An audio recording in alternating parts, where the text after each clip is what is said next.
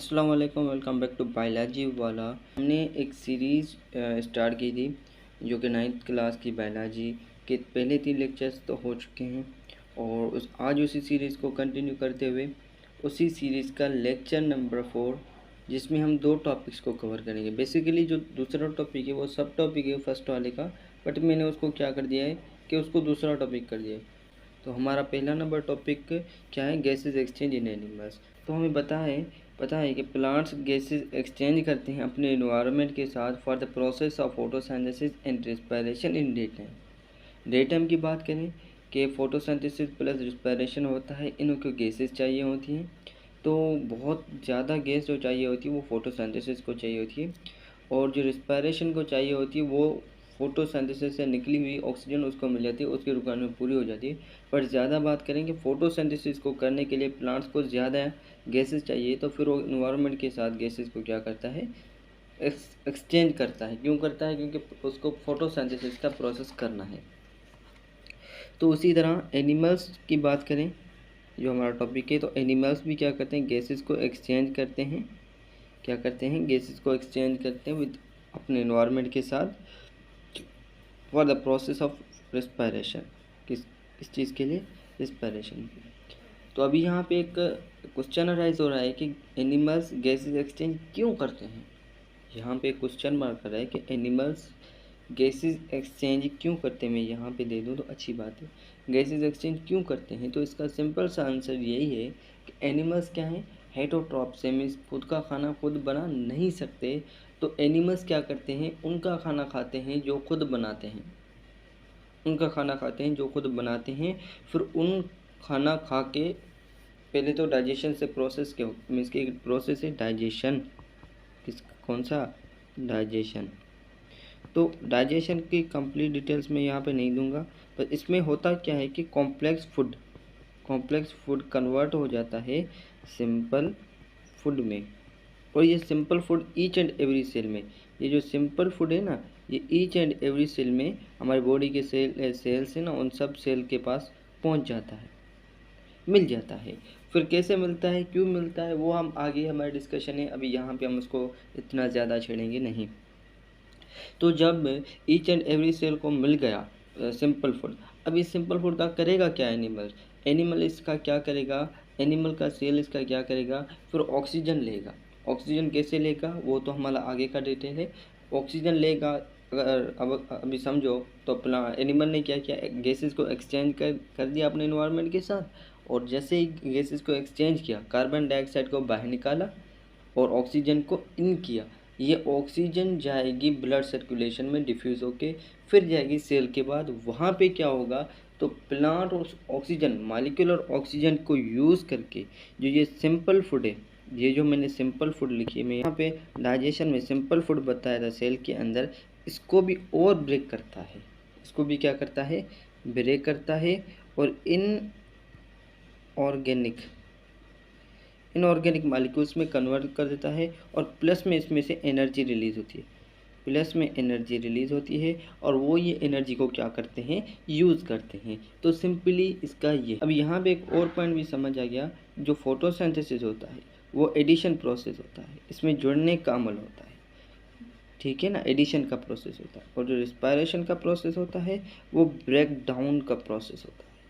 किस चीज़ का प्रोसेस होता है? ब्रेक डाउन का प्रोसेस होता है। तो एनिमल्स क्या करते हैं, ऑक्सीजन को अंदर लेते हैं, यहाँ से टेकन इन ऑक्सीजन। एनिमल्स क्या करते हैं, ऑक्सीजन को अंदर लेते हैं, इनसे लेते हैं, और कार्बन डाइऑक्साइड को बाहर निकालते हैं। हम कह सकते हैं कि जो गैसेस एक्सचेंज है वो जुड़ा हुआ है किसके साथ, रिस्पायरेशन के साथ जुड़ा हुआ है, द रिस्पायरेटरी मीडियम। तो अभी हमारा जो डिस्कशन आ गया वो मीडियम की पे आ गया। जो जानदार पानी में रहते हैं उनका मीडियम अलग होता है, और जो जानदार टेरेस्ट्रियल रहते हैं मीन्स के खुश्की पे रहते हैं उनका मीडियम क्या होता है, अलग होता है। तो एक्वेटिक एनिमल्स, जो पानी में रहने वाले एनिमल्स होते हैं, उनका मीडियम क्या होता है, वाटर होता है। और जो खुश्की पे, जो ज़मीन पे रहने वाले होते हैं, उनका मीडियम क्या होता है, एयर होता है, ठीक है। अभी हमें ये स्टडी करना है कि किस में कितना परसेंट मॉलिक्यूलर ऑक्सीजन मौजूद होता है, किस में ज़्यादा होता है, किस में कम होता है। जो अमाउंट ऑफ मॉलिक्यूलर ऑक्सीजन होता है प्रेजेंट किस में मौजूद है, एयर में जो होता है मीन्स के टेरेस्ट्रियल लाइफ में होता है वो 21% होता है, और जब वाटर की बात करें तो वाटर में 5% आता है। अभी यहाँ पे क्वेश्चन आ रहा है कि ये जो ऑक्सीजन है, मॉलिक्यूलर ऑक्सीजन पानी में मौजूद है, तो ये कहाँ पे मौजूद होती है, तो ये जो है ना वाटर के अंदर डिफ्यूज फॉर्म में मौजूद होती है। क्या होती है, डिफ्यूज फॉर्म में मौजूद होती है। In order to exchange gases, क्या कह रहा है, in order to exchange gases animals have respiratory surface. अगर किसी भी जानदार को गैसेस एक्सचेंज करना हो तो उसके पास रेस्पिरेटरी सरफेस होना चाहिए। क्या होना चाहिए, रेस्पिरेटरी सरफेस होना चाहिए। तो ऑर्गेनिज्म की बात करते हैं, ऑर्गेनिज्म की जब बात करेंगे तो उसमें यूनिसेलुलर भी आ जाते हैं, मल्टीसेलुलर भी आ जाते हैं। तो हम पहले बात करेंगे यूनिसेलुलर की बात। अभी कह रहा है कि in unicellular organisms like protozoa the plasma membrane serve as a respiratory surface. तो बात करें यूनिसेलुलर जानदार, जैसे कि प्रोटोजोआ, यूग्लिना, पेराशिया, मेमोबा वगैरह वगैरह, जो भी यूनिसेलुलर ऑर्गेनिजम्स हैं, तो जो उनकी प्लाज्मा मेम्ब्रेन होती है ना, वो एज अ रेस्पिरेटरी सरफेस के तौर पे काम करती है। क्या, जो प्लाज्मा मेम्ब्रेन होती है यूनिसेलुलर की, वो क्या करती है, वो एज अ रेस्पिरेटरी सरफेस काम करती है। मल्टी सेलुलर की बात करें कि in multicellular animals their body surface or some internal surface serve as a respiratory surface। अगर मल्टीसेलुलर की बात करें, मल्टीसेलुलर जानदार की बात करें, तो उनकी रेस्पिरेटरी सरफेस दो होती हैं। कौन सी, एक तो उनकी बॉडी सरफेस हो, या उसके अंदर कुछ इंटरनली कुछ ऐसा सीन बना हुआ हो जो क्या करे, serve as a respiratory surface के तौर पर काम करें। तो फर्स्ट हमारा जो टॉपिक था गैसेस एक्सचेंज एंड एनिमल्स, वो तो कंप्लीट हो गया। अभी इसका ये जो सेकंड टॉपिक है वो है हमारा प्रॉपर्टीज़ ऑफ रेस्पिरेटरी सरफेस। तो प्रॉपर्टीज़ ऑफ रेस्पिरेटरी सरफेस में 4 प्रॉपर्टीज़ आती हैं। प्रॉपर्टी जो होती है इसकी होती है थिन है। ये क्या होनी चाहिए, रेस्पिरेटरी क्या होनी चाहिए, थिन होनी चाहिए। सेकंड प्रॉपर्टी होनी जो है वो है वीट होनी चाहिए, और थर्ड होनी चाहिए परमेबल। फोर्थ क्या है इसकी, large in relation to the volume of the body. ये 4 प्रॉपर्टीज़ हैं।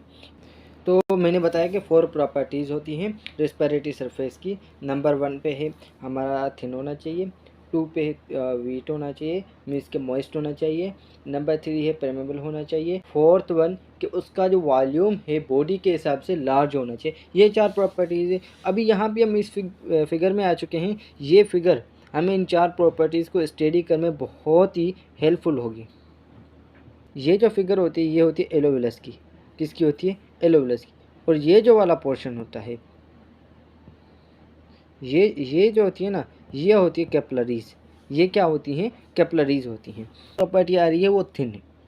थिन क्या होनी चाहिए, ये आप मेम्ब्रेन देख रहे हो, ये जो मेम्ब्रेन देख रहे हो आप, ये जो होती हैं 2 सेल्स की लेयर्स जो होती हैं, तो इन दोनों के बीच में इतना ज़्यादा जो है ना मोटी नहीं होती, ये इतनी बड़ी थिक नहीं होती। ये क्या होती है, थिन होती हैं। ये थिन क्यों होती है, डिफ्यूज़ होने में इजी आउट हो। इस वजह से रेस्पिरेटरी सरफेस की जो पहली पॉइंट है, प्रॉपर्टी है, वो ये है कि वो थिन होनी चाहिए। थिन क्या होनी चाहिए, मेम्ब्रेन्स जो होती हैं इनकी थिन होनी चाहिए। सेकेंड नंबर पॉइंट कहिए कि ये जो होना चाहिए ना, मॉइस्ट होना चाहिए, वीट होना चाहिए। क्यों वीट होना चाहिए, क्योंकि जो गैसेस बाहर से आ रही है या जो एयर आ रही है बाहर से, उसके अंदर ऑक्सीजन की क्वांटिटी ज़्यादा होती है। वो जैसे ही एयर आए अंदर तो यहाँ पे आके डिज़ोल्व हो जाए, मीन्स के जो यहाँ पे मॉइस्ट है इसके साथ क्या, इसके अंदर क्या हो जाए, डिज़ोल्व हो जाए। ये डिज़ोल्व क्यों होगी, क्योंकि इसको डिफ्यूजन में ईजी आउट होनी चाहिए। नंबर 3 पॉइंट है कि ये जो मेम्ब्रेन्स है, ये नंबर 1 मेम्ब्रेन, नंबर 2 मेम्ब्रेन की बात कर रहे हैं। ये मेम्ब्रेन्स जो होती है ना, ये क्या होती है, परमेबिलिटी होती है, परमेबल होती है। मीन्स कि गैसेस को ये रोकती नहीं, इससे कुछ चेक बैलेंस नहीं करती। ये बोलते हैं भाई आ रहे हो जा रहे हो कोई मसला नहीं। हाँ, बाकी और चीज़ों को ये नहीं जाने देंगे, बट गैसेस की बात आएगी तो गैसेस को ये ईजी आउट करेंगे, अलो करेंगे, भाई तुम जा सकते हो, आ सकते हो। अभी नंबर 4 पॉइंट पे हम आगे जाके थोड़ा बहुत डिस्कस करेंगे, पर यहाँ पे ये बात है कि बॉडी के हिसाब से हमारा, बॉडी के हिसाब से जो हम बात करें कि हम अपनी ह्यूमन की बात करें तो हमारी बॉडी में बहुत सारे सेल होते हैं। उन सब सेल को एनर्जी चाहिए होती है। एनर्जी कैसे मिलती है, हम क्या करते हैं, जो खाना खाते हैं उसकी ब्रेक डाउन होती है। पहले तो वो ब्रेक डाउन होते हैं सिंपल फूड में, फिर उन सिंपल फूड को भी तोड़ना पड़ता है। क्या करना पड़ता है, ब्रेक करना पड़ता है। और वो ब्रेक होते हैं in the presence of oxygen. जब वो ब्रेक होता है in the presence of oxygen, तो उसमें से एनर्जी रिलीज होती है। क्या रिलीज होती है? एनर्जी रिलीज होती है। उस एनर्जी को हमारे सेल्स क्या करते हैं? यूटिलाइज करते हैं। अब अभी जो हमारा नंबर 4 पॉइंट है, ये वाला जो पॉइंट है, इस टॉपिक में, नीचे वाले टॉपिक में क्या होने जा रहा है? कवर होने जा रहा है कि यहाँ पे आप देखो कि ये बोल रहा है कि portion of the respiratory surface, हमारे बॉडी के अंदर या किसी भी एनिमल के बॉडी के अंदर कितना रेस्पिरेटरी का पोर्शन होना चाहिए, कितना बड़ा होना चाहिए, तो वो बात दिख रहा है। कह रहा है कि it must be sufficiently large enough to exchange gases for all the cells of the body. For example, the total surface area of the respiratory surface in human is about 20 times to the size of the body. कह रहा है कि ये ज़रूरी है कि हमारी body के, देखो हम ह्यूमन की बात करें, अगर मैं दूसरे एनिमल्स को कुछ भी नहीं करा, हम ह्यूमन की बात करें तो हमारी बॉडी देखो कितनी लंबी है। अगर उसकी जितनी बॉडी लंबी होगी तो उसकी एनर्जी की रिक्वायरमेंट भी उतनी ज़्यादा होगी। तो उस एनर्जी की रिक्वायरमेंट को कंप्लीट करने के लिए, रेस्पिरेटरी सरफेस को होना बड़ा होना या लार्ज होना लाजमी है। क्या होना चाहिए? जितनी बड़ी बॉडी है उससे भी ज़्यादा होना चाहिए। अगर हम ह्यूमन की बात करते हैं तो वो 20 टाइम्स हमारी बॉडी की साइज से रेस्पिरेटरी सरफेस लार्ज होता है। अभी हम स्टडी करने जा रहे हैं रेस्पिरेटरी सरफेस को, large surface area. An increase surface for the gaseous exchange allow the faster rate of diffusion to supply oxygen and remove carbon dioxide। Means के कह रहा है कि अगर किसी एनिमल का सरफेस एरिया गैसेस एक्सचेंज करने के लिए ज़्यादा है, अगर किसी एनिमल्स का surface area, respiratory surface area for gases exchange ज़्यादा है, तो उसमें फास्टर डिफ्यूजन होगी, उसमें फास्टर ऑक्सीजन इन होगी और फास्टर कार्बन डाइऑक्साइड क्या होगी? रिमूव होगी। अगर ये नहीं है, अगर कोई एनिमल ऐसा है जिसका रेस्पिरेटरी सरफेस छोटा है उसकी बॉडी के हिसाब से, तो उसमें क्या होगा? जो प्रोसेस फास्ट है, जैसे रेट ऑफ डिफ्यूजन स्लो हो जाएगा, कार्बन डाइऑक्साइड आउट जो होगी वो स्लो हो जाएगी, और ऑक्सीजन जो इन हो रही है तो वो क्या हो जाएगी? स्लो हो जाएगी।